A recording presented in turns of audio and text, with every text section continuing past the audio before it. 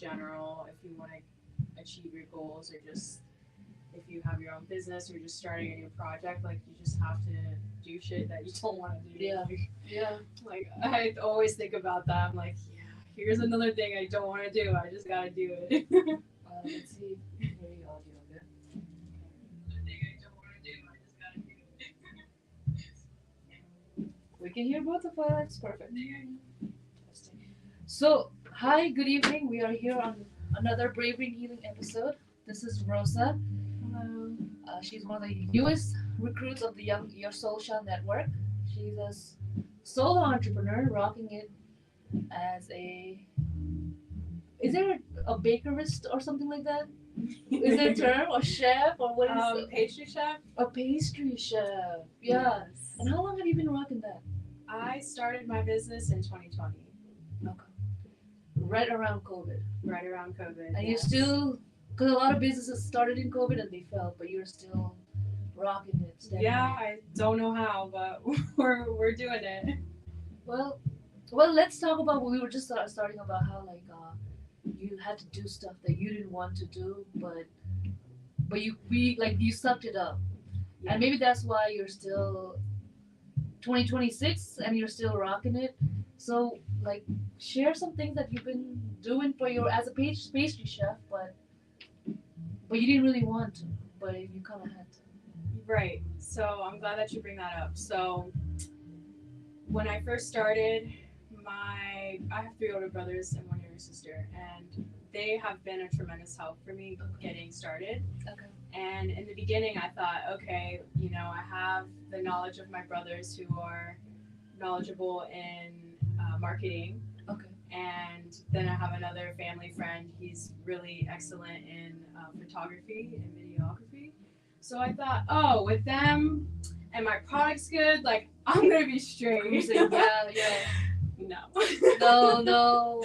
What was it? No. Yeah. There's just so many different hats that you have to You wear. have to wear, yeah. Yeah, that I mean, eventually you can then hire people to fulfill those tasks, but yeah, I mean, it's just content creation. I can't always depend on my homie to, take the videos and the pictures. So I've gotten creative myself to do that, editing them. Yes. Yeah, not even just editing the pictures, but also putting together a video that is cohesive and grabs your attention. I'm still learning, but We all are. We're all trying to find a way to stand out on social media, yeah. yeah, Okay. So content creation was a big one for you. yeah, absolutely. Okay. And then also, in the beginning, I wasn't fully trained. I didn't go to school for culinary school. Okay. I did have a few classes in high school, but um, it was still, and even to this day, I'm still figuring things out as I go. So In the culinary world. in the culinary world, yes, Okay. in the baking world, Okay, and your business is called Rosa Bakes. yes. Okay. And so you started in 2020 because you could do a couple of items and did people say, hey, this you're really good at this? Or how did you convince yourself, you know what, I can rock this one? Okay, yeah. So this is gonna be a long one. So I went to first Northern Virginia Community College Yeah. to study nutrition, and I knew that I wanted to transfer to Virginia Tech to pursue that. So I eventually transferred to Virginia Tech. HNFE program. Yeah. Yeah, go Hokies. I didn't know you Go were Hokies. Hokies. That's what's up. Yeah. Okay. So yes, I was originally going to become a registered dietitian, specializing in plant-based nutrition, Yeah, yeah. because I've been vegan for 10 years. And that started because my mom originally was diagnosed with breast cancer. And so she gave me this book called Crazy Sexy Diet by Chris Carr, Okay. that Chris spoke about her rare form of cancer and how she adopted a plant-based lifestyle and how it tremendously improved her health and just like her overall Mm-hmm. well-being as a human. So yeah, after my mom and I read that, we never looked back. And during that time, it was when she was first diagnosed. So we decided to change our diet. One of my three older brothers for my birthday was like, oh, let me go vegan just for your birthday, just for the day. And then he did his own research and was like, wait, this makes so much sense. Like, Yeah. So then my other brothers followed, my sister followed, and my dad. So The family dinner table started changing. The Yeah. menu started changing. Then. Okay. absolutely. Yeah. Okay. So How's your mom doing, by the way? oh, thank you for asking. She's doing well. She's doing well. That's She's fully what's up. recovered. That's what's Thank up. God. I'm very grateful. Yeah. So yeah, I was going to become a registered dietitian, and there's only 2 internships in this area that are super competitive. And coming out of college, I didn't have any experience, Yeah. and because of that, my mindset was so negative. I was like, I'm not gonna get in Yeah. because the applicants that they accept are usually people with master's degrees and just like a ton of experience. So you're like sitting on this fresh bachelor's degree, and you're like, what do I do with this? Yeah, and even getting experience back in Virginia Tech was difficult because everyone in my program was already doing the community service and like doing all these different things. Yeah. So, so yeah, because of my negative mindset, I truly believe that the universe gave me exactly what I had put out, and I didn't get in. And I was like, I was so set in my mind that I wasn't gonna get in, and I was pretty much thinking like, oh, I don't want to get disappointed. Like I'm just like, it's just not gonna happen. Yeah. So I opened my laptop, and the day came when I had to look at the news, and I was like, I didn't get in. Unfortunately, while your credentials are great, unfortunately, that's how those emails go, right? Right. Unfortunately, we cannot select you, or we don't have space for you, or something. Yeah, Gotcha. exactly. Okay. So then, You had a break year. You didn't know what you were gonna do. well, I was determining whether or not I should continue on that path and try again. Yeah. And after discussing, it was a brutal time for me. I was like, What year is this? in 2020 still. Okay. Like, yeah, Cool. that's when I graduated. Graduated. Okay. So I was like pulling out my hair. I was like, oh my God, like I'm so sad to do this. Like I went to school for this. Like I've had my plan mapped out, and now oh my gosh, I'm not gonna do it. So I was talking to one of my brothers, and he was like, look, do you really need the credential to do what you want to do? And I see so many people online without it doing exceptionally well, but there's earning a living. Yeah. Yes, but there is a fine line when it comes to nutrition because everyone can call themselves a nutritionist. So it's very important for one to get that degree or that, I can't recall what certification, Gotcha. so that you can differentiate yourself from the rest of the people. Gotcha.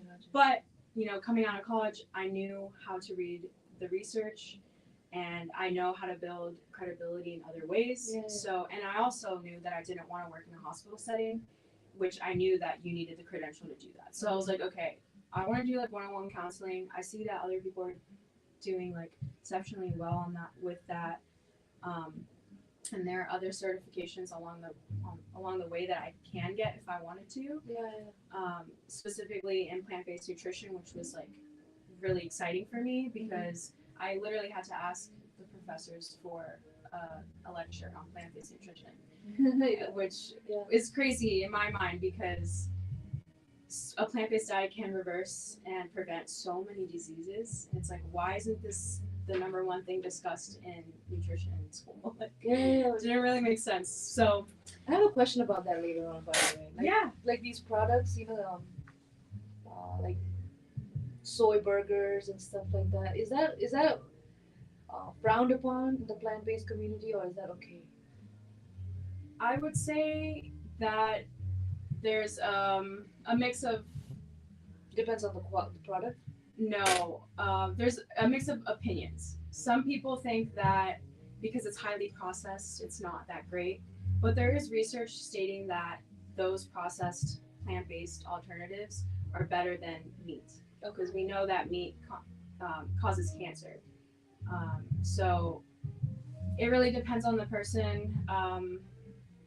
In your expertise. And I believe that they're a great alternative, especially for people that like the Impossible Burger at Burger King. Yeah, absolutely. I was like totally hooked on Beyond Burger and Impossible Burger when they first came out, and when I first became vegan, like we ate that a lot. Yeah. What do you eat now? I like to cook a lot myself, and I like to cook Asian dishes and Tofu. a bunch of tofu. You do tofu and hummus? Tofu and hummus, Yeah. like together. Yeah. That's what I do now. Oh, okay. There are these bowls out there, like they almost look like kava bowls, you know, but you're rocking it at home. Okay. But like the tofu as a cube, like a dried, it almost looks like a biscuit, Okay. and then the hummus is like your dressing. Oh, interesting. I've not done that before. And I googled it. I was like, is anybody else doing this? And there's like, oh, look. But I do enjoy like the fake chicken tenders sometimes Yeah. from Walmart, and I hear other people online say, that's bad for you or whatever. But I enjoy it, and I just wanted to know, like, I haven't researched it enough. But I just, since you're like an expert in that field, like, but you feel like you would give it a green light. Absolutely. Okay. Because at the end of the day, there's no animals harmed, and Okay. that's what matters to me. Yeah. To have compassion for these animals, and like I said, it is, even though there is some debate from people because it's highly processed, there is research that is stating that it is healthier than the real Since animal. we're already in the process, we're like, yeah, I mean, we try to go back, but like, a lot of things are processed, so you might as well try to cut back on harming other souls, I guess. Yeah, exactly. Yeah. Well put. Animals cry.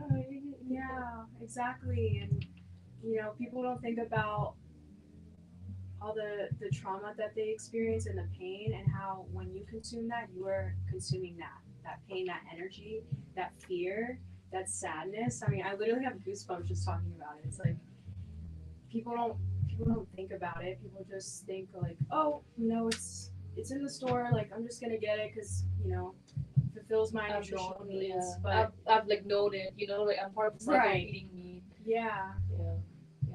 For me, I do enjoy the taste of meat, sure, but just because you enjoy it, does that mean that it's good for you? Does that mean that is it the net, the net energy? yeah. Was it good? Whenever I feel like I eat meat, a part of me is like, oh, are you really doing that? I don't know what it is, but I feel that.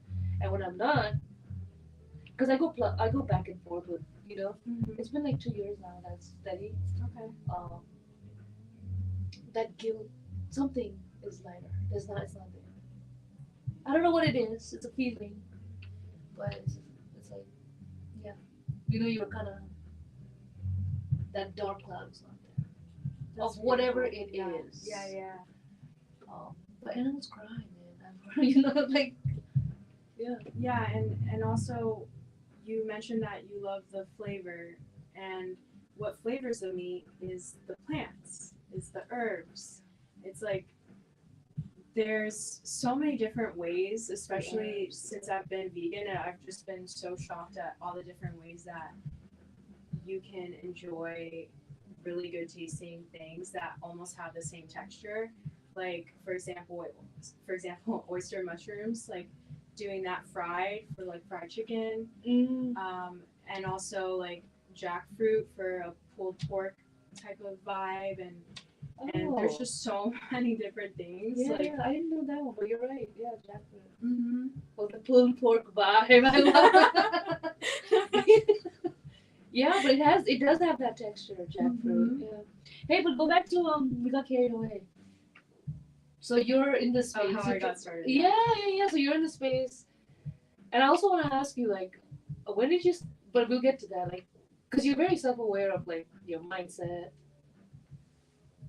You know what I mean? I knew what I was projecting. That's why I got it. Mm. You're very went tuned to that lifestyle, that spiritual lifestyle. When did that begin? You didn't know that at the time, right? It's was it much later on in life? No, it was around the same year actually. Yeah. I knew that there was so much fear being projected out in the news and everything during 2020, and I decided to not, engage in that. Yeah. Because it was taking a toll on me mentally. Yeah. For the worst. Like, Yeah. it was a very deep and dark and hard for all of us throughout the entire world. So Yeah. I was like, you know what? I'm just gonna focus on myself, eating healthy, my mom, my sister, and I decided to go on this weight loss challenge that year. Yeah. So I was like, oh, I have all the plant-based nutrition like research in my belt. Like I'm gonna beat both of you. Yeah. Somehow my sister ended up beating me by like 1 pound. No, but you were there. Yeah. Yeah. But yeah, around 2020 is when I got introduced to the work of Deepak Chopra, 7 Laws of Spiritual Success. Gotcha. I think that's what it's called. Yeah. And That's when you began. You felt like you were on the. You could either keep going the negative route of fear, or you could begin to look into like positive lifestyle type of yeah, positive mindset. Understood. Okay. yeah, absolutely. So that was around the time where I was doing a lot of journaling as well, Yeah, I think journaling. affirmations, and um, I talk about journaling. What has? How does journaling do you feel like has worked for you? it has helped me tremendously because I just feel like I can just let go and just talk about my day and whatever's like bothering me or something that went well. Yeah. It's great to just write it down so that it's not stuck in your mind and just like carrying so much energy within yourself. So I really I always recommend it to people. It's such a great tool. Do you make it like a? Do you try to make it where like, even if it's a bad day, you're gonna the words that you end up jotting down, you're gonna find a positive mindset to it. Do you have something like that? Yeah, definitely throughout these years I've been a lot more conscious and mindful of like, okay, well, what is this teaching me? Like, yes, it may be negative, but there's also good in it. And so that's my mind. It wasn't like that in the very beginning. I'd just be like but yeah. But it's like evolving. Yeah, exactly. Okay, so you're trying to, it's 2020. You're also in this mindset, and you don't have the expertise, but you're like researching people working one on one without the expert credentials. And then how did you? Yeah. So I always had a passion for baking since I was young. Okay. Um, The design, details and stuff like that. Well, I have a Virgo moon, so I'm very detail oriented. So that's just like in my nature. But my mom was really big into baking for her mom and her friends when she was young. Okay. And so my mom would bake a few things for us when I was growing up. Like she's Peruvian, so we would have like alfajores. It's like a sandwich caramel cookie. She would make her famous flan, and I just always enjoyed just like watching her and being in the space. And then one of my 3 older brothers, he took a home ec class, and he would be like, "All right, Rosa, do you want cookies?" I'm like, "Yeah." He's like, "Okay, well, you're gonna have to clean everything if you want some." I'm like, "Okay." Yeah. He gets the younger sister. Yeah. So she's old enough to do the dishes. That's how he gets it.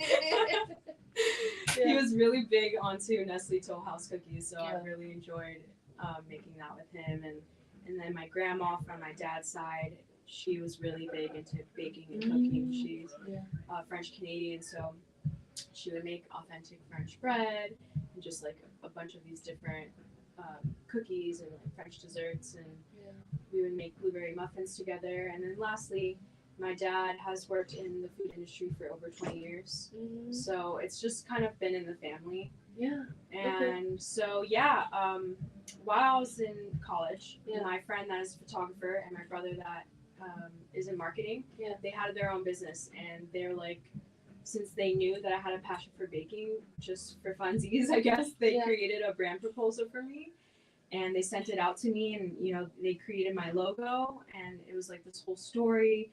My logo is actually a rose with a cake on top, but it looks like a rose. But it's with a cake on top. Yeah, so it's like, oh, actually, let's check it out.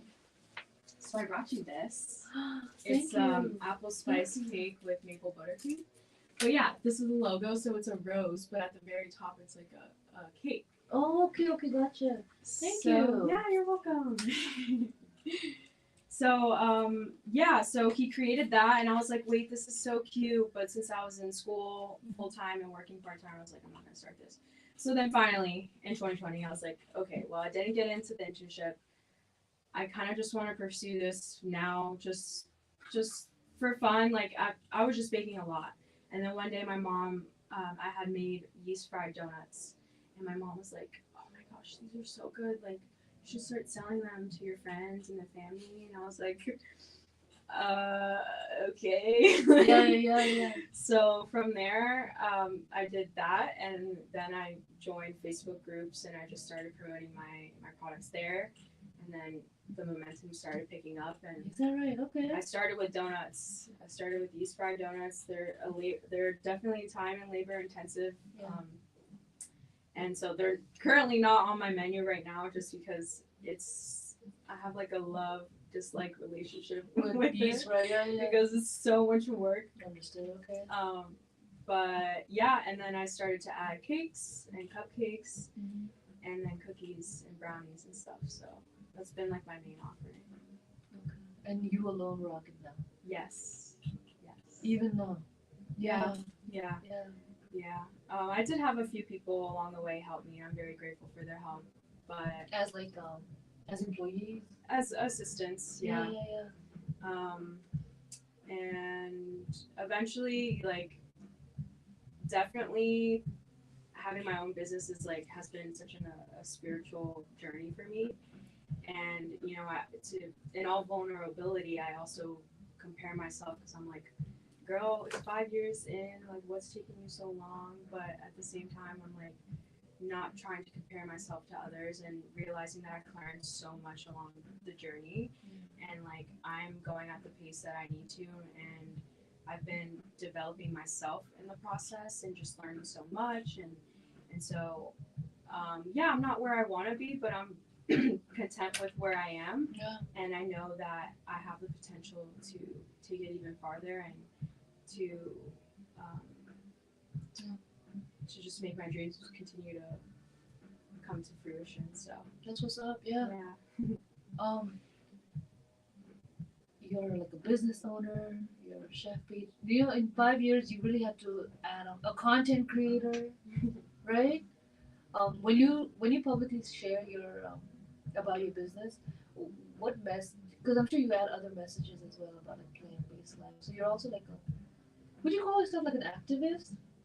Yeah, yeah, I would call myself an activist, but also I'm like more so now getting more involved in the activism side of things and like really using my voice. My one of my older brothers, Alex, he's really into having respectful, logical debates with people, and I've never been one to debate. Like even when I was younger, I would get into like these little fights with my friends. Like I was just never good at that. Yeah, yeah, yeah. Like I couldn't have comebacks, like slick comebacks. Yeah, yeah, yeah. So Quick that ones has been- too. Yeah. Yeah, exactly. Maybe later at home, you're like, I could have said that. No, literally. Okay. So now I've been working with the Arc of Compassion, which is a nonprofit organization, and they are really trying to promote compassion through just knowledge and through different pillars like through health, fitness, faith, and the environment. So I'm on their advisory committee Yeah. right now, and so I feel called to really step into more of an activist role Yeah, yeah. and speak for the voiceless. Okay. So you feel like animals are voiceless, right? Who else do you feel like you represent when you go to this nonprofit space? Hmm. Now, like as you're developing more, as becoming, yeah, what I because you're still molding your identity as to what you're becoming. You know what I Yeah, mean? absolutely. I think just being a voice for young individuals as well that are interested in pursuing this lifestyle but maybe are afraid to or don't know where to begin. Yeah. I also have like a separate nutrition page that I don't really post that often, but I'll post like recipes that I try out and give them my opinion and be like, hey guys, this is a really good recipe is super easy. It's healthy. Like here are the health benefits. Gotcha. Yeah. But who else? What kind of butter do you use? I use Flora butter. It's plant-based butter, so it's a blend of different plant oils. Yeah. Yeah. Okay. Because it's becoming more, because when you think vegan, like I feel like the butter is the one of the ones that you don't really think about because it's such a, but it's big out there. Yeah. Excuse me. Yeah, there's whenever you go to restaurants, sometimes they'll be like, "Oh yeah, it's vegan," and I'm like, "Okay, is there any butter in it?" They're like, "Oh yeah, wait, there is." I'm like, "Okay, then it's not vegan." Yeah. Are you pretty strict, like when you go out? Yeah, I typically like to go to 100% plant-based or vegan establishments. They're all in DC, and that's a part of a reason why I also started because everything is out in DC. And my mom and I have a huge sweet tooth. Yeah. And we didn't want to keep driving to DC to fulfill that, Yeah, so I just. Do you know the Vietnamese place around here, Loving Hut? Yeah. Those- Love Loving Hut. We were there. When we first became vegan, we would go there quite often. Yeah.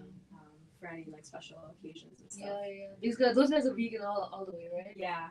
Vegan cuisine, but like Vietnamese. Yeah, and there's Loving Huts like all over the world too. Oh. There's a few in Peru.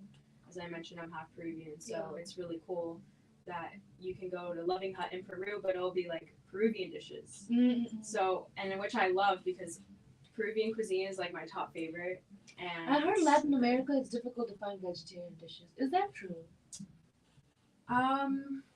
Well, I've only been. Well, no, it's not. Based true. off of Peru, yeah. It's not true. I traveled to Brazil. I found a vegan bakery there. But what about like other dishes, like meals? Meals. No, like you can go on Google and there's also an app called Happy Cow. So wherever you are in the world, you just type in where you're at and it'll populate like restaurants that have vegan options or that are fully vegan. And a lot of dishes can be made vegan, like just in Mexico. There's so many vegan places in Mexico too. But Is it like Mexican food, but no cheese either. Yeah, it really depends on where you go. Yeah. I remember this guy saying that he was from Mexico and he was like it's really difficult as Latin American to think about vegetarian food because it's not in our cuisine. I mean, I know like yuca and stuff like that, right? Yeah.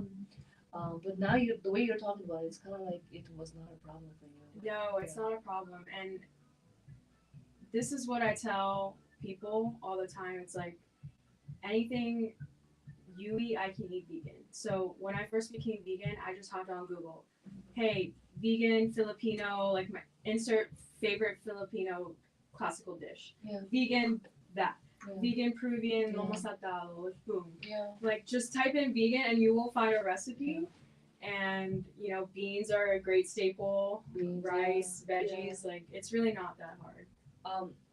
Yeah, like sometimes cooking on your own, I get creative with the recipe. When you get really into it, like the tofu and hummus, like in a bowl with like a side of veggies or whatever, grilled veggies, it becomes pretty good. Yeah, hummus, Mediterranean food. Yep. Those guys are big in chickpeas. Those guys get into vegetarian. Yeah, vegetarian options. People think vegetarian. Do you hate this when they're like, "Oh, there's salad over there"? Do we hear that? We hear that all the time. I said, dude, we eat like meals too, not just salads. Salads can be great, but we also eat other stuff as well. Absolutely. Okay. Yeah. Let's talk about like business, being a business owner. Were you intimidated by that? Well, in your family, do you have business owners? So had you seen that route? Yeah. My 3 older brothers, they're entrepreneurs as well. So they'd already they had the recipe. Yeah, pretty much. Like I said, my brother Alex like really helped me develop like the foundation. And since he was like busy in his own life, he kind of was just like, okay, well here you go. So I've been figuring things out as I go. There's so much more to figure out, but now more than ever, I feel a lot more clarity in my next steps and just like taking a step back to go forward, you know? Yeah. So, Yeah, reflect kind of yeah. I forgot what was your your business, like chiseling your business skills, being a business owner. Yeah, and also Score, they have free webinars that you can join. Is that right? Score. Yeah, Score, it's through the Small Business Administration. So Shout out to those guys. yeah, they're very helpful. I will usually like listen to something like as I'm baking, which isn't the best because you want to sit down and take notes. But at least you're not listening to trash, you know. You know what I mean? Like you're making a. It's productive, and if you find something, you probably go back to that section. Yeah, absolutely. Yeah. Okay.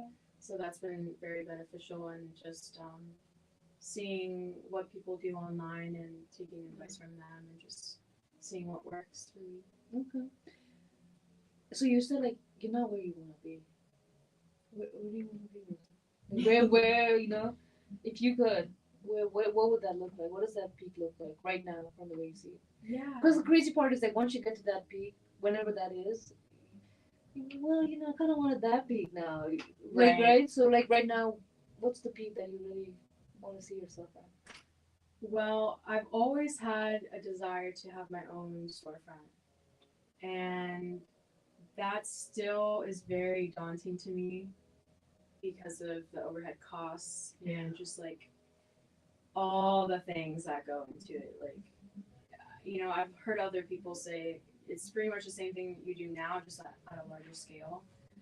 But there is just so many different factors that go into that, and I'm still unsure if I really want to go all in and get the storefront, but in my head, I'm like, well, fear is the only thing that's like keeping you from that. So it's like, with like the social media world now, you know, and being able to promote yourself through TikTok, through Instagram, is a storefront still a good, you know, an option? Or what if you just always ran it out? Because you aren't you reaching a larger mass through social media? Like I'm just wondering, you know. yeah. I've also contemplated nationwide shipping. There's a lot of bakeries that do that. So What's that? when you just ship your products, Nationwide shipping. That's yeah, to other states. So that's definitely a big avenue. Another avenue is getting our products into stores. Like, I think that's a brilliant little snack cake that I could see it at Whole Foods, like right? Mom's Organic Market and stuff. How many days? What's the shelf life?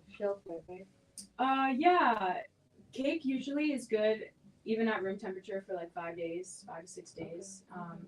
They freeze really well as well, so it can be even longer. But yeah, and it does. There's no compromise on the taste or the quality.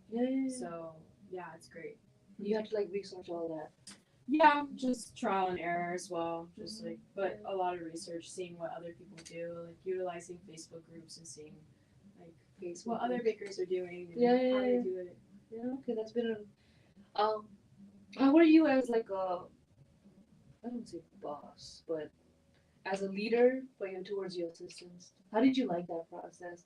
Because you're in your kitchen, you're a pastry. Now you have to kind of delegate. You kind of have to share. You kind of have teamwork. You know, all that stuff. So how did that go? Did you enjoy that process? Yeah, I enjoyed that. Did they get it? Did they get the the intricate details right? Did you yell at them? No, I didn't yell at them, but there were definitely moments where I said one thing and then they would do it, and I'm like, wait, well, why are you doing that? And like, you told me to do that. I'm like, oh, I didn't tell you that. It's like, what are you talking about? Like, so it was difficult a little bit, but just because like I'm such a perfectionist and I love my things to look a certain way, and I think this is what all entrepreneurs, like business owners, have, especially when it comes to like baked goods or just like food in general. Like, you want it to look a certain way, and you hope that you can teach others to replicate it exactly as you do. And the reality is that's not going to be the case. Like, no one's ever going to do it as good as the owner.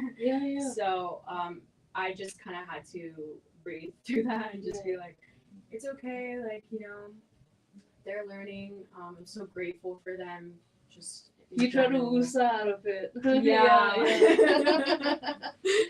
Did you take a leadership class on that, like how to be a good leader or good manager? Yes. Yep. That was part of my curriculum in Virginia Tech. Okay. And also, I've always been, I've always had the leadership flair within me because I'm a Leo and Leos are like leaders. Lions, yeah. Yeah, and but I guess like I was a lot more shy when I was younger, so it was a little bit more difficult to really like step into that. But then again, I am younger, so that also plays a role Right, too. yeah. But yeah, I think it's a beautiful thing, and I would love to continue to flourish in that area and step into that role more. Yeah. Okay. Um,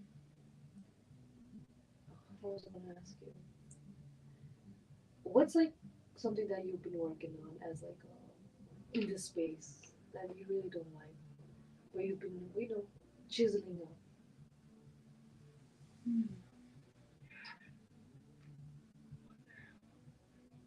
Because it sounds like as a business owner, you kind of got not lucky, but you had enough resources around you, like your brothers, that helped you with the documentation, this, that, the recipes. But life always gives you something where you're like, you kind of have to charter that territory on your own. Yeah. The first thing that came to mind was probably like accounting.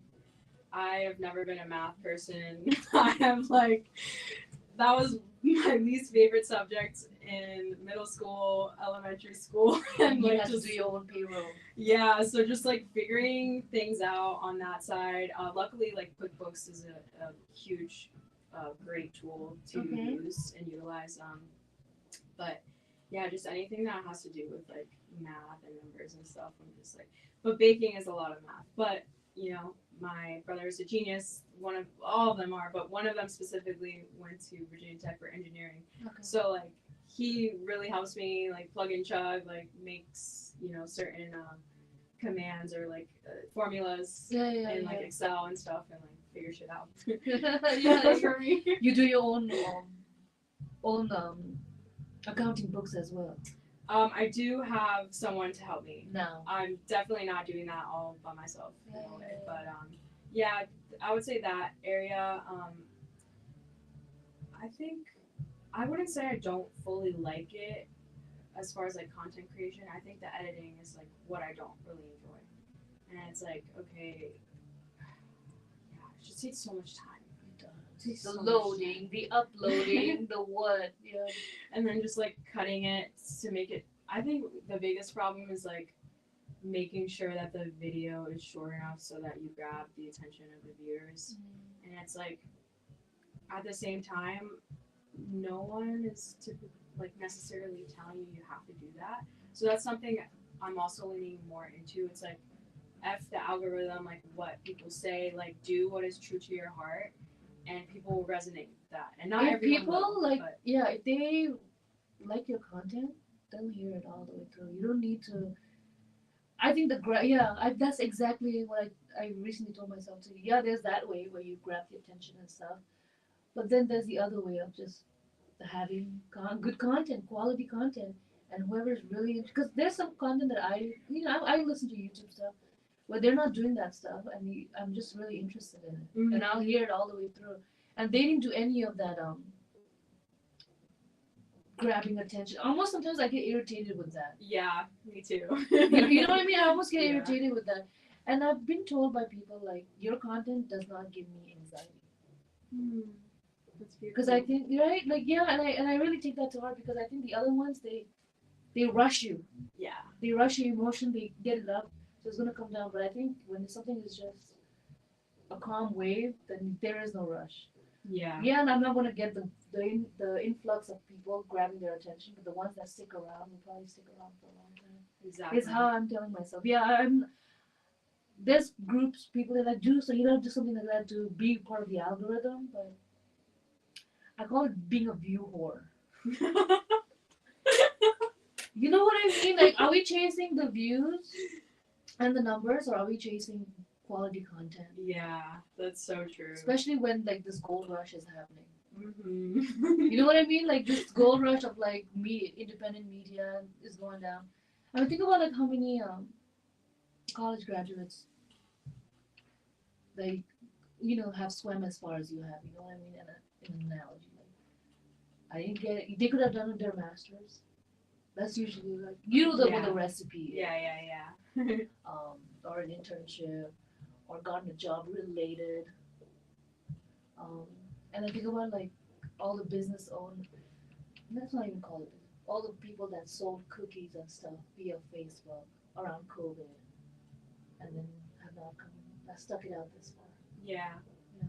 Yeah, no, there's definitely been so many times where I'm like, F this. Like, I do not want to be doing this anymore, but I always think about, like, I didn't come this far to come this far. Yeah. My mission isn't done yet, and Yeah. I have to continue to do this for myself, for my family, and for the community, especially, and the animals. Like, I always think about the animals and how, like, they suffer and they go through so much, and I'm like, I get to be that person to make desserts we all know and love, just without the harm, without the cruelty, and so I think it's just so much more than me. So much Yeah. more than me. So when did you start becoming 2020? Yeah. 2020. That's when I started my business. I became vegan in 2015. Oh, much earlier. Yeah, when my mom was diagnosed. Okay, gotcha. Have you noticed like your outlook on life change since you've been? Absolutely. I feel like when I noticed that when typically when you change your diet, you kind of like, I don't want to generalize it for everyone, but In your experience, you know what I mean? Like, yeah. people start to get into like yoga and look into alternative medicine and things of that nature. So, sorry, what was your question originally? How's like your Outlook on life. outlook on life change? How do you like Yeah. after being a vegetarian that you feel?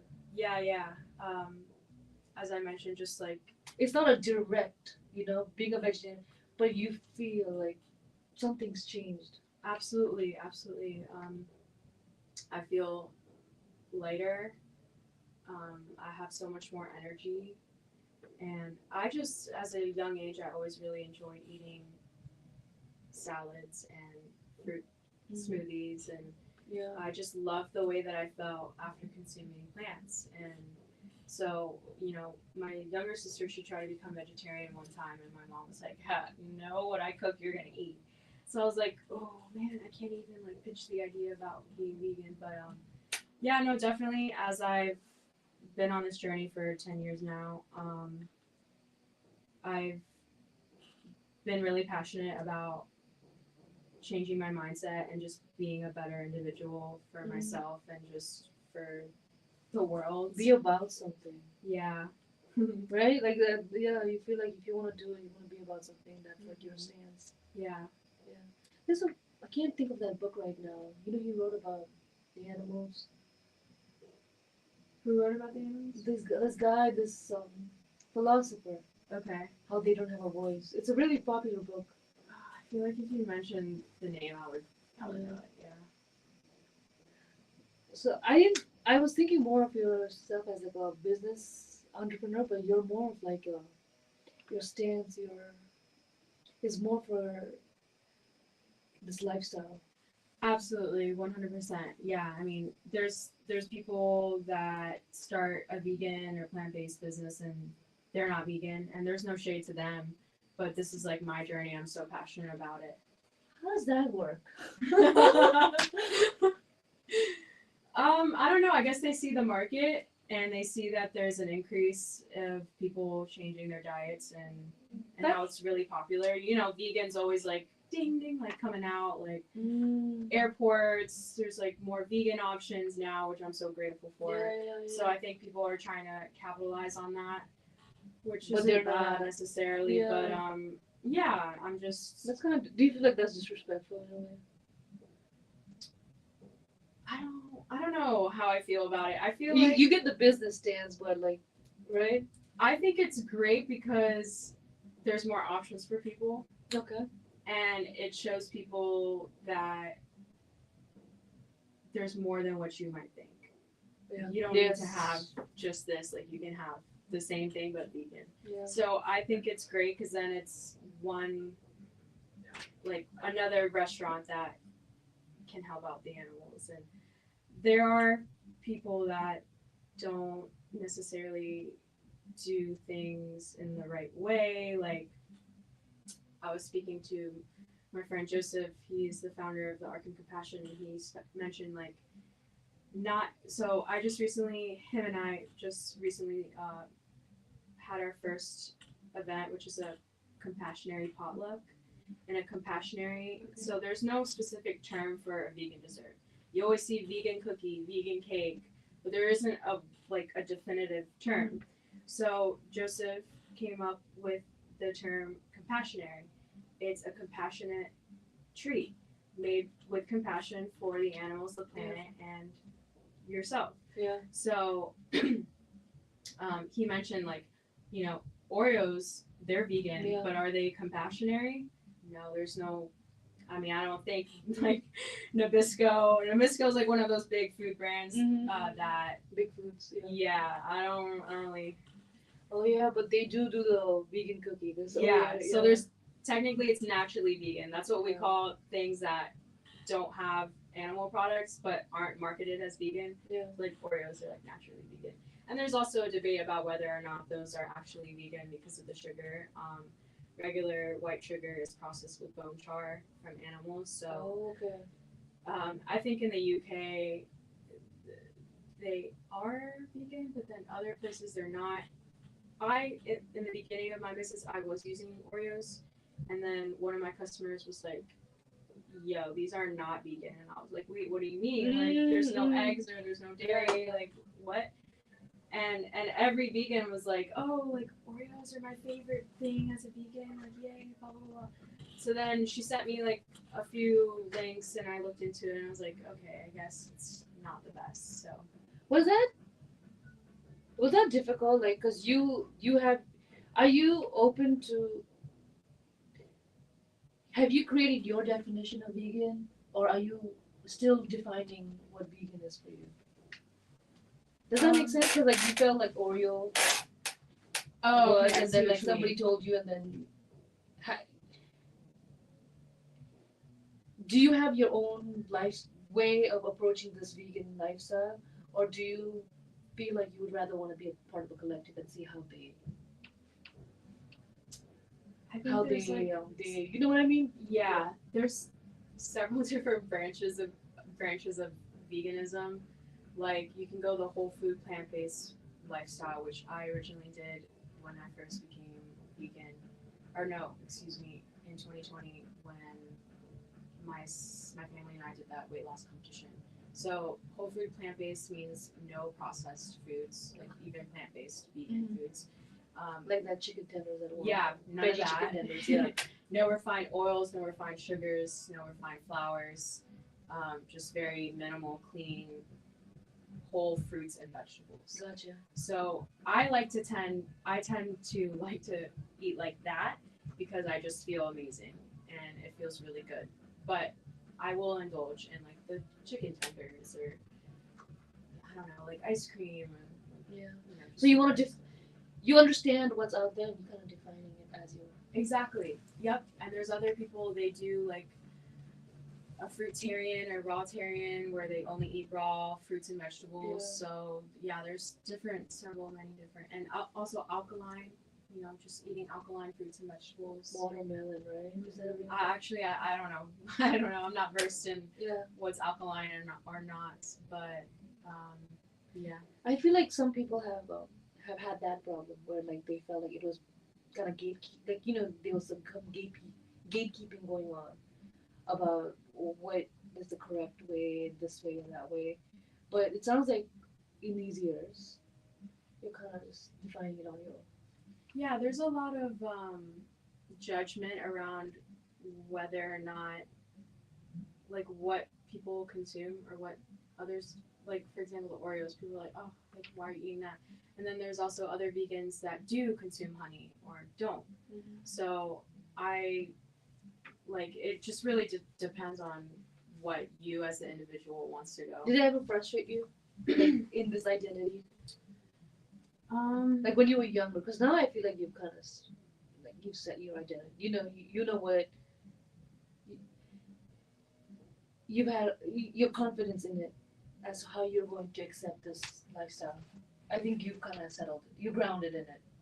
You know what I feel like? But was there in the beginning where it was kind of you getting carried away? You didn't know how you wanted to approach this.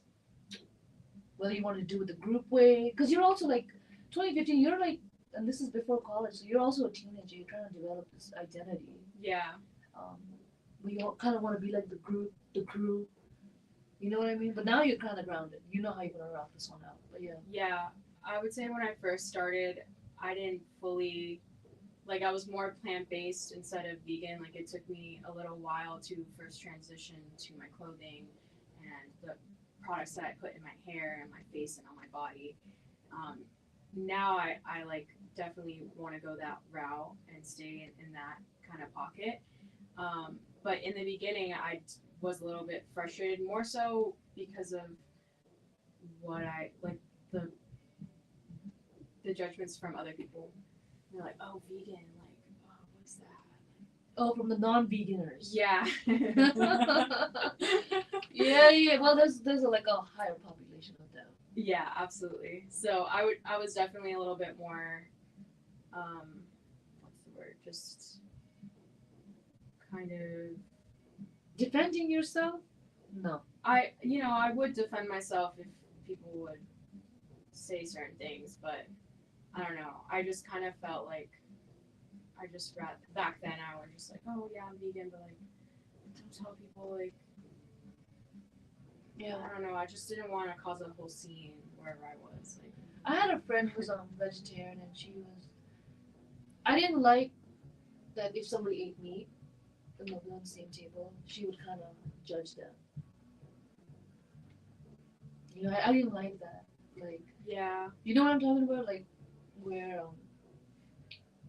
personal choice. yeah. There are different aspects. You know what I mean? Yeah. But I didn't like that. I felt like I don't think it's right for people to like attack them.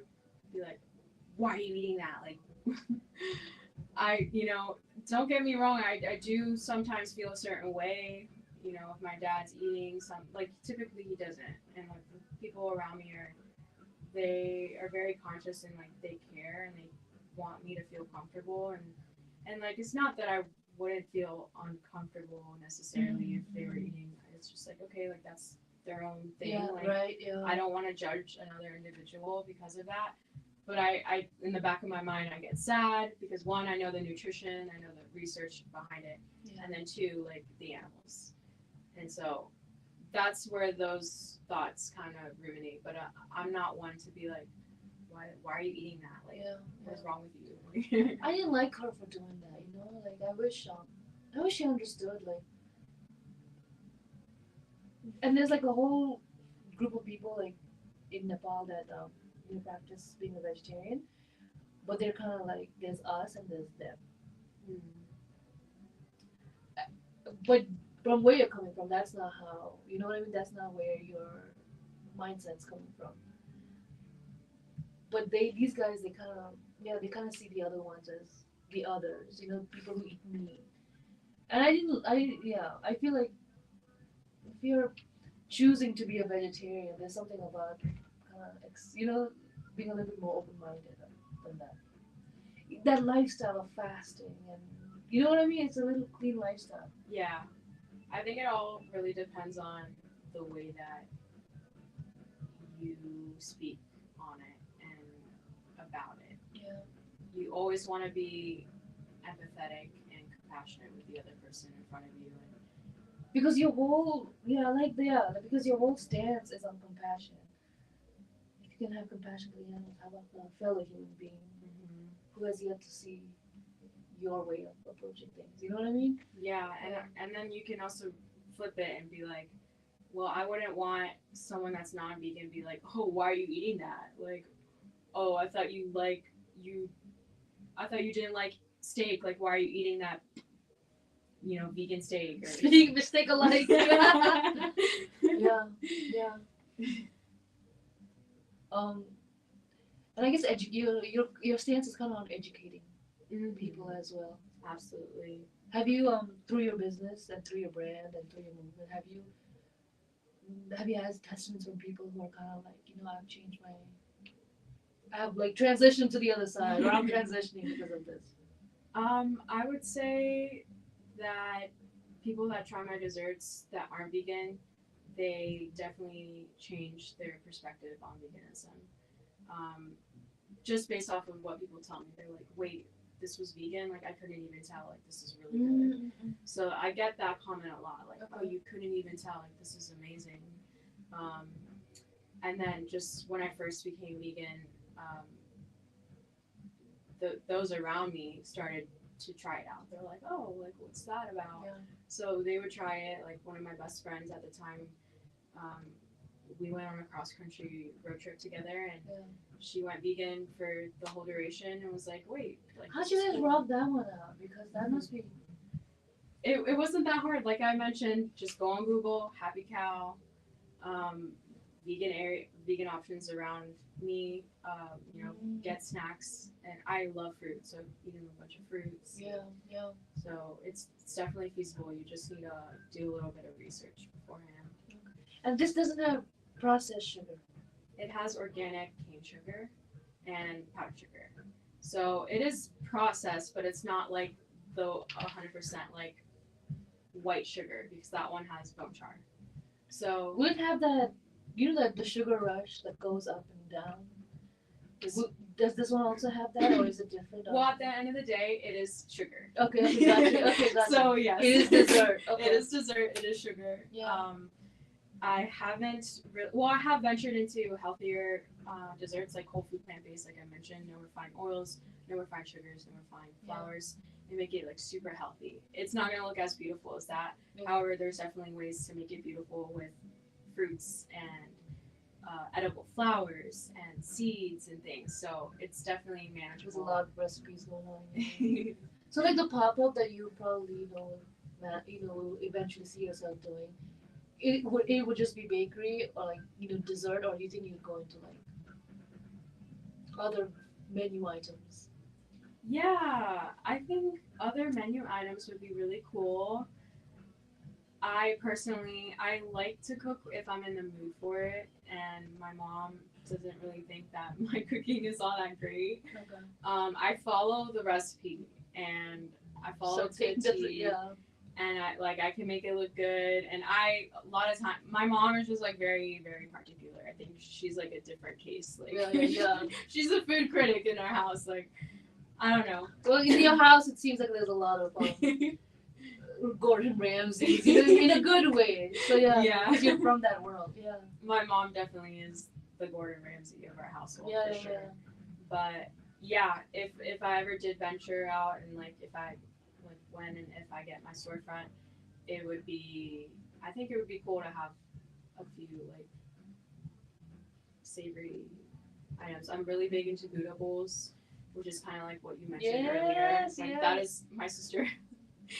During 2020 and just like throughout this entire time, I've loved making Buddha bowls, and she's like, if Buddha bowls were your personality trait, it would be you. I'm like, what the heck? So yeah, I just love making them. Buddha bowls are good. Yes, they get all of your needs in one bowl. Yes, the Your protein, your carbs, your fats, the Yes. healthy seeds and everything, like healthy fats. And you can do it however you want. Exactly. You could almost do it like a little salad bar. Yeah. You know what I mean? Like a kava, kind of like a kava. Yeah, like kava, chipotle, meze, that type of thing. Like, and there's so many different like cuisines that you can like make it a sushi bowl. Yeah. Or Indian style with like lentils, and there's just so many different. Gotcha. Endless possibilities. When did you realize like your roast and bakes was part of your spirituality? Because you're like certain of it, When did you realize that this is more of like a spirituality rather than like um, you're trying to make a living, or you're trying to keep yourself busy, or you're trying to do something with your degree? When did you realize, all right, no, this is it, and somehow your talents, your interests, your resources align? Because that's like that's what Preach with Prak, we promote. It's like if it does eventually align, um, but you just gotta believe in it, and you're on that path already. But in 2020, I'm sure it wasn't like that. It was like your brother suggesting it, somebody doing it, da da da. But now you're like, no, this is where I'm headed, and this is what I'm. You don't know where you're going to go, but you know that you're on that path. Yeah, that's a great question. I want to say it was probably 2 years ago, maybe three. I did. I was a part of a coaching program with this mentor. His name is Danny Morrell, and he really nailed the head on the fact that like how you do one thing is how you do everything, and the way that you are in your life is then going to carry over into your business. And I started to see a lot of those things, and I'm like, oh crap, like you're right, like you know, for example, like the fear of being seen, that's gonna be carried in your personal life, but then also in your business. The fear of being seen. Yeah, just like putting yourself out there and being afraid of what people might think. And Man, social media. That was a big one for me. yeah, I mean, I still definitely, I still Here go we through go. it. We're gonna do But the in comments. Oh my god, what yeah. will they say about me? Yeah. But yeah, no, definitely in the past 2 years, I'm just like being more positive and being more in alignment with who I am and what's authentic and real to me. And were you giving back? Yeah, and so it's like okay, well, if I want to start to do that in my own personal life, like that's going to carry over into my business. So I think it really started around that time when I started to do when I was a part of this coaching program. I saw how like everything. You signed up for his coaching program. Yeah. And how did you find him? Like on the media? I found him on Instagram. I'm pretty sure. And Is he a local DMV person or? He's not. No.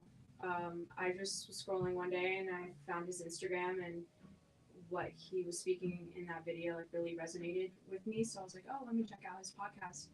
And at that time when I was listening to him, I was like, yo, I don't know. I just felt something inside of me that was like, he's onto something. Mm-hmm. I don't know too much about it, but like what he's saying, there's some truth to it. And I really felt the truth and the depth of that, and how he really walks in his authenticity. And so I was like, you know what? He's onto something. So I started to listen to his podcast. Yeah. And then, he talked about his coaching program. So I was like, okay, you signed up for one of those. A lot of people that come through this room, like through your social network, I'm surprised that I feel like they're living that life. You know what I mean? Where they're trying to be in alignment and live that authentic life. Do you feel like that population is growing? like people waking up and like, yeah.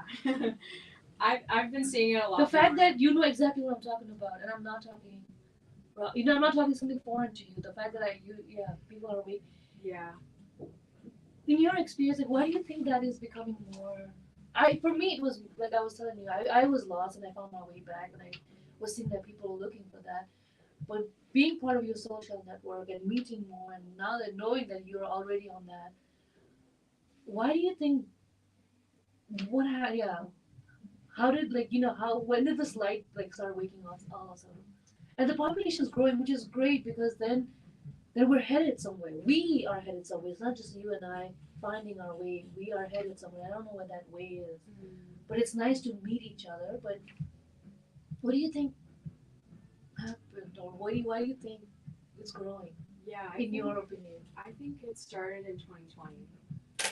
That's when reality really knocked all of our lives and changed for the better. Because then we were confined in our own homes and wherever we were throughout the world. And we started to really think about like what it is that truly matters. And so that's when a bunch of passion projects began, and people started baking and like just really stepping into what they love to do. We had to hang out with ourselves. We couldn't escape anymore. Yeah, exactly. And so I really do think that it's gotten to a point where people just feel that they are sick and tired of being sick and tired, and that their soul is calling them to do something much bigger than them, and that the reality that they've created for themselves is no longer working, and that life is so much more than they think that they've been in for the whole duration of their life. And also just people are authentically sharing themselves online, and of course like seeing it for themselves and being like, And that's oh, resonating. she can do that. And that's a part of the reason why I do it.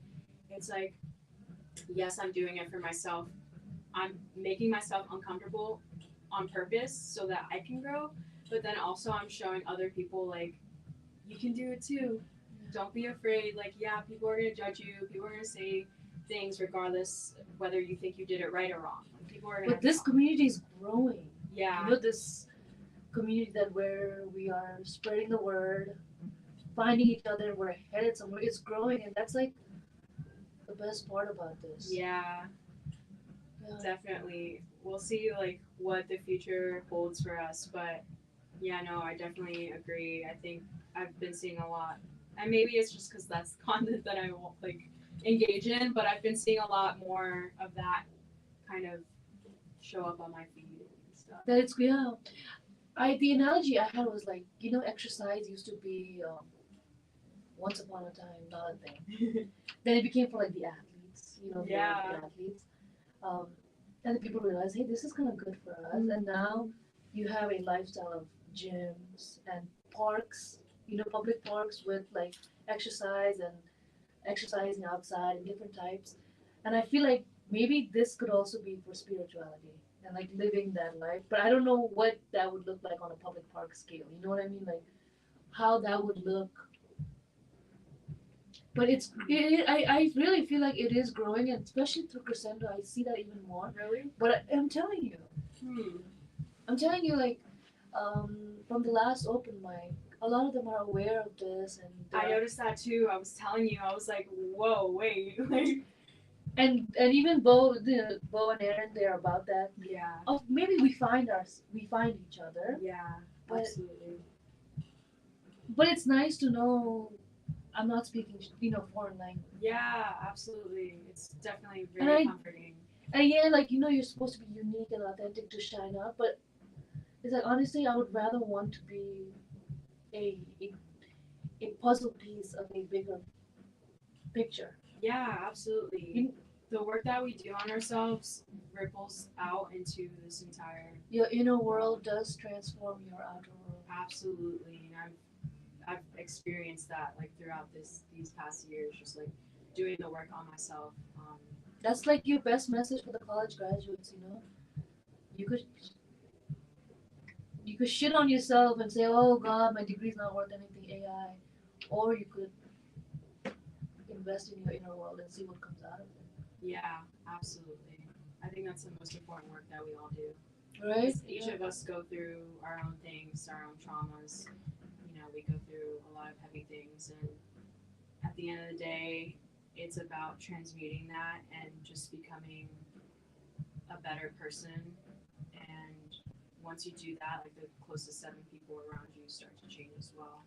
So then you get to see like, oh, I noticed something different in her energy. Like, what is that? What is she doing? Yeah. For me, it started with the diet. Yeah. That tremendously like helped. And exercising, meditating. Yeah. Okay, you meditate as well? Yeah. You take time out of the day, close your eyes? Absolutely. It's super important for me. In the mornings or in the evenings? In the mornings. Yeah.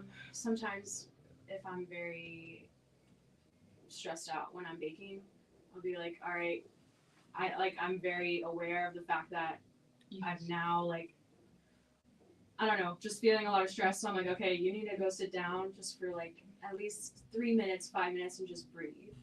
Just breathe, or just like go outside and just look up at the sky and look at the trees. Nature makes me feel like it's so majestic that whatever it is that I'm feeling, how can that be so big when I'm around something so majestic? Yeah, I think that's such an important thing. Like The nature, tall trees, you know. nature has been such an important component for my healing. Right. Like Yeah. it's been tremendous.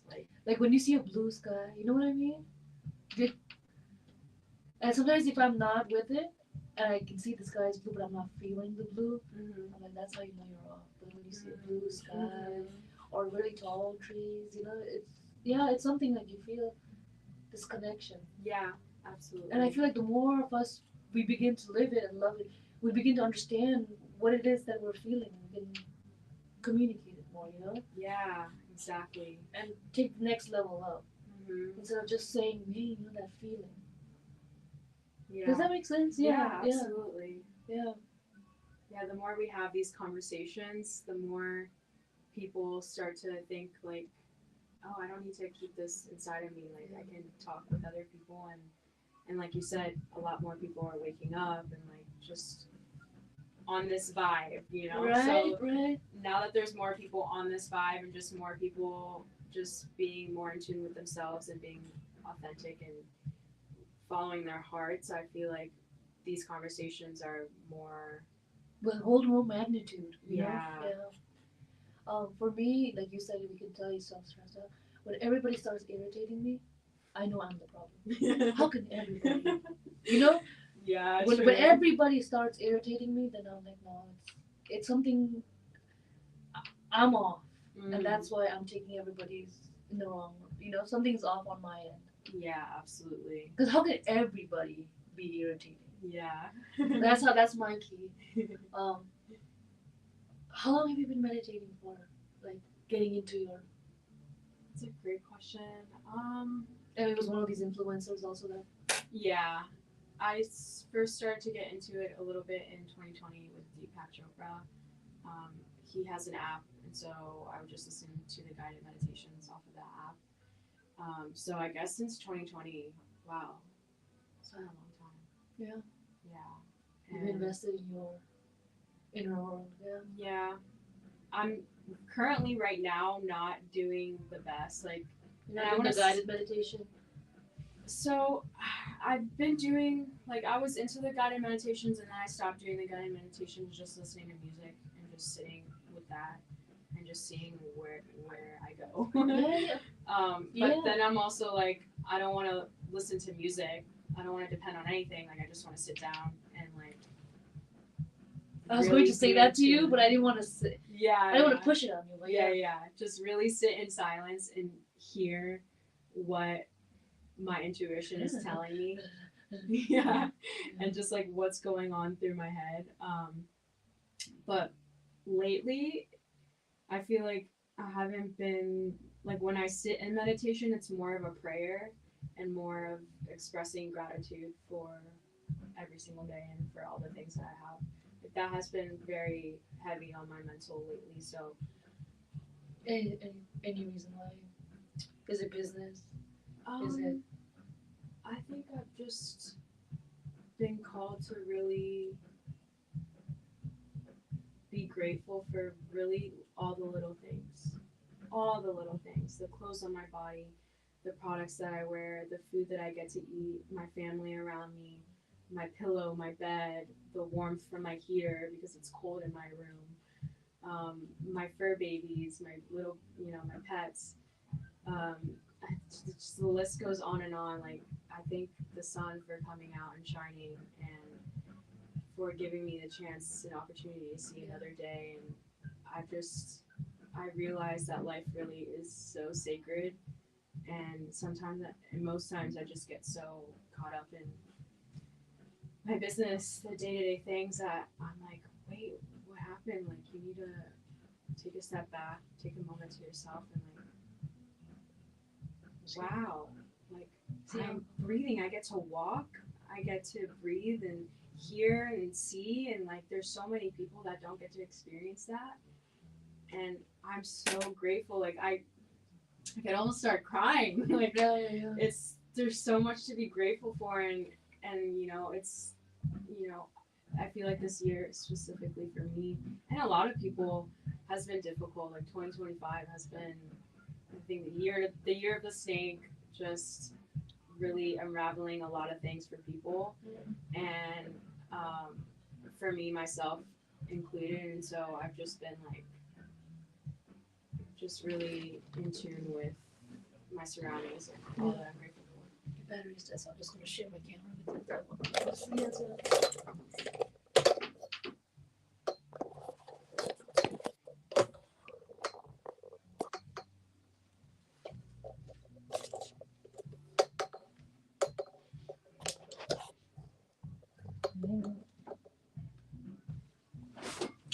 No.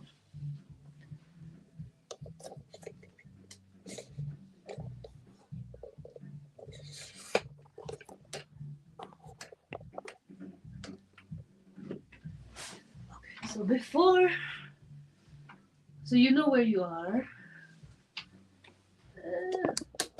And since we are close to the end of the year, no, my luck.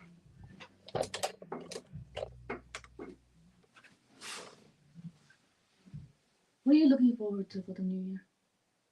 You can close with that. Yeah, it's that time. You're thinking about 2026.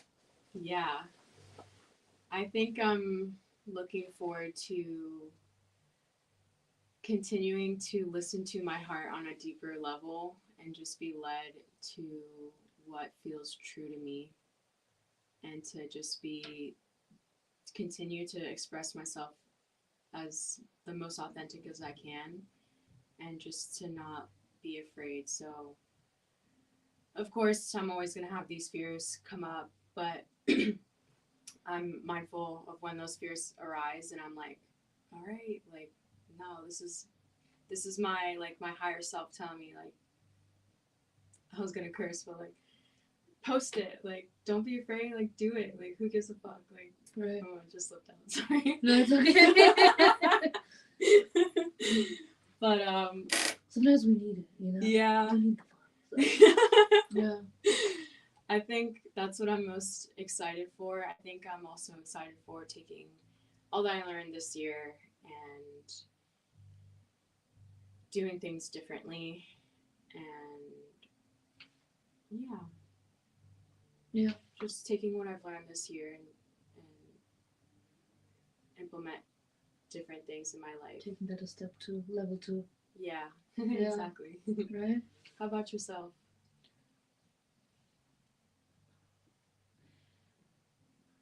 It's funny how you said that. Like lately you're trying to be more appreciative. I also had felt like this year I'm trying to promote a wellness channel, but I realized this whole year my attitude has been kind of shitty. Mm. I'm like, I felt that towards as it was winding down. Like, have you been looking at your attitude? And so the past month, I have a spiritual methodology on wellness. A Okay. spirit on it's a it's for spiritual wellness. Instead of just wellness in general, it's for spiritual Okay. wellness. And I try to read that every night now. I apply that my own teaching to my own attitude, Mm. um, and it helps. Can you tell me a little bit more about this spiritual Wellness. wellness? I'm calling it the rise and shine to your purpose, and it's on the belief that our inner world does transform our outer world, and that we are part of a collective consciousness. And when you begin to take the steps to change your inner world, um, your outer world does change, and you begin to align yourself to your higher self, the best version of you, the self that chose to live and experience this life, that came here with a purpose. Yeah. And you live this life trying to align yourself to that person because you said it yourself, your higher self. You try to align yourself to this higher self, and and there are three methods to way to do it. There's the 10 Commandments for your mind, which is like having a relationship with your mind. There's the Pillars for your self foundation, which helps you elevate your human experience by having self You have a compassion. YouTube video on that, right? Yeah. So I was putting it together, and then I realized I put the bow on it, and I called it the Rise and Shine. That's what it is, and there's emotions. Oceans as emotions, where like how your emotions can benefit you, but can also bring you drag you down, and how. And I read it, and sometimes a line or two from it will, you know what I mean? Like it will help me. Mm-hmm. Um, and I also want to be someone, I want to be bigger. I want to be reach more. I want Yes. to, but I also like take the time to be like, dude, I didn't come here by myself. Like I didn't come when I started this YouTube world. I didn't think, okay, it's gonna be rise and shine to your purpose. It kept growing. It kept developing, and I can't deny that. So I want to trust it. I really want to trust it. You Yeah. know, and so yeah, 20. I've been already implementing it and living it, but I want 20. Yeah, you know, and the fear. You keep talking about the fear. It's that, and the fear isn't like out there. It's like in here. Yeah. And I want to face it, and I do live it, but I want to level to it. You know what I mean? Yeah. Yeah, and the reality is like being part of your social network and meeting more of us who are like you're using. I'll share with you 5 keywords that you've said that rise and shine to your purpose is about, and I haven't even communicated rise and shine to you, and it's been an hour and 21 minutes into this. Okay. Higher self, spirituality, um, aligning. That's another keyword. You know, um, meditation, journaling, reading my thoughts, understanding why. That Yeah. all that, and so it's already. I'm already becoming part of that community. So I can hear the ungratitude, the ungratefulness in me, and I don't know what it is that how that has come into me, but I wanna. Unpacking. Yeah. Yeah, and I think it'll always be there. You'll always. It's like being like a clean sponge in a dirty water, and there'll always be dirty water that we're trying to clean. But how much of that am I gonna absorb, and how much of Yeah. I have So to true. build a shield. Yeah. Mm-hmm. And I'm sure you deal with that in your business, in your attitude, and like how much of that are you dealing, and how much of it, how much protecting yourself, Calling protecting. back your energy. Yeah. So I really want to start paying attention to that. I've never. I was doing it. It's been part of my life, like a decade now. But now I've written it down. I've I've made it a text. You know what I'm. So now I to do it with intention. Yeah. Yeah, getting it down on paper is so crucial. Yeah. So crucial. And it must be headed somewhere. I believe that, but I don't know what it looks like, and I feel stupid for knowing that it's going. You know what I mean? Because we can't see it. Um, but when I meet more like you, more, I'm like, no, we must be headed somewhere new. We're charting new territory. Yeah. I mean, that's what I've heard in the spiritual community, like shifting from 3D to 5D consciousness, and like as a collective. I know that's like another like aspect that people might not understand But completely. but we are part of this collective. Yeah, Yeah. that's how we found each other. But I really encourage you to do the silent ones, the meditations.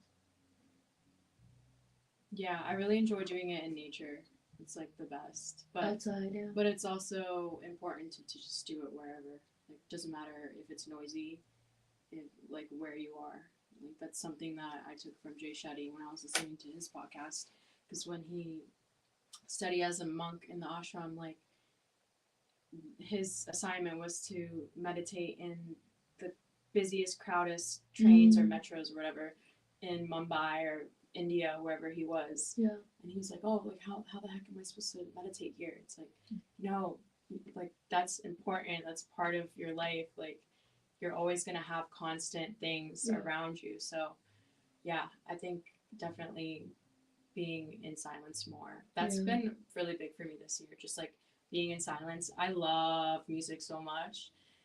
And so I usually fill that silence with music, but this year I'm just like, no, silence. Yeah. This is so good. We sometimes know, but it's so good for It's so good. for what we end up producing and perform. You know what we end up delivering out. Yeah, so true. It's and at the end of the day, maybe we are all just energy and what we energy out. You know. So when I sometimes I can tell when I'm not okay because I'm constantly looking for the next video. I want to keep, the sound, and I'm getting into like Om. Okay. Have you ever heard of like Om? Right. Yeah. And somebody was saying how it's like it debugs the sound, all the noise that we hear. Somebody explained it best. It kind of neutralizes it. Okay. Yeah, I haven't really done like the mantra meditations where you're just repeating a word like that. I haven't really stepped into that. Do you do that often or? I'm getting into it. I never understood it. But when somebody helped me explain it, I start my meditation with that.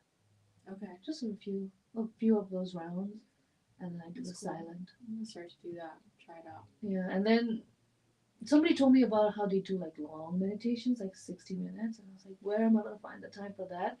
But I did it once on Veterans Day because we were off and stuff, and I crave it now. So I think like once a week, I'll try to like, because I don't know where I'm gonna go with there, like because you're headed somewhere with that. Yeah. But I crave it now, and I definitely crave meditation. Yeah, me too. Especially because, like I said, lately I haven't really been like I'll be sitting down for 5, 10, maybe 20 minutes.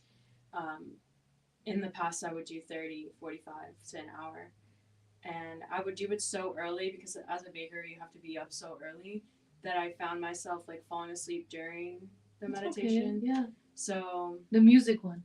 Yeah. The music one always put me to sleep. That's why I didn't want to say that, but or somebody's voice that I'm following, I always get sleepy. Yeah. But when I'm listening to my head, where are you going? And then, yeah. I didn't want to say that, but now that you've found a connection, for me, it's always been that the case. The music puts me to sleep.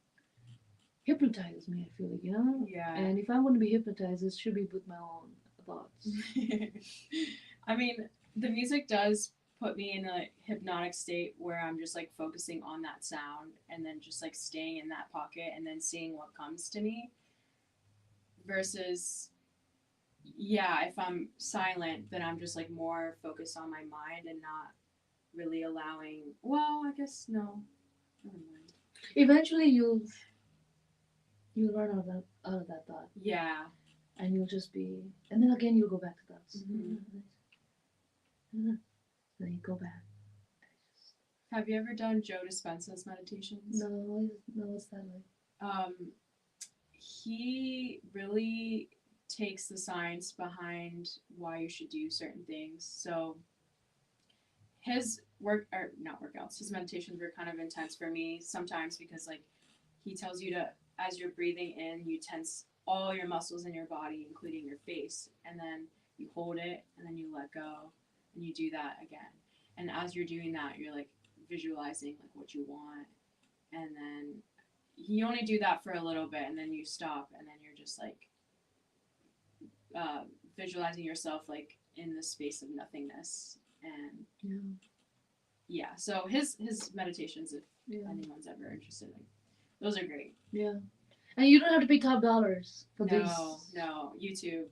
But the thing with the YouTube is there's a lot of like fake, like I'll look at the comments, for example, on those Joe Dispenza meditations, and they're like, this isn't Joe Dispenza, like, this is AI or something. Oh no. I'm like, oh dang, like I was listening to like Oh. AI the whole time. And then also I've also heard that specific frequency music on YouTube, like the ones with like a bunch of hits on it, like a bunch of views or likes or something, that may not even be like true to the frequency that it says it's emitting. So I'm like, dang. So now I guess the answer is just to just with that. I mean, everyone has their own thing, but yeah. And it's better than garbage. Yeah. You know, like you're just not you're going between like Whole Foods versus Oreos. You know, the Bisco Oreos. But you're in that space, and that's a good analogy. All right, Rosa, it was so nice talking to you and meeting you. And I wish you all the best with with your journey with your social network and Mosaic. Thank you so much. And like bringing plants back into our lives. Right? That's what you're up to. Yes. With the 21st century version, where it's like intricate bakery. I love that. It just kind of came out, you know. That's what she's doing, guys. She's bringing plants back. All right. Good luck with everything. It's so nice talking to you. Thank you so much for this opportunity and for this conversation. Of course. It was definitely wonderful and uncomfortable to be vulnerable. And I really value and cherish the opportunities to do that because we need more of that. We need more authentic people speaking their truth and just because that's how we relate to one another. Yeah. Like, I don't want to sit here and be fake and like pretend that everything's okay. Like, I'm human, you're human. Like, so thank you for giving me the space. I really hope that people tune in and please continue on doing the great work that you're doing. And I'm excited to see what 2026 holds for the both of us as we step into a higher version of ourselves. And yeah, it's been a pleasure. I'm so glad that I came.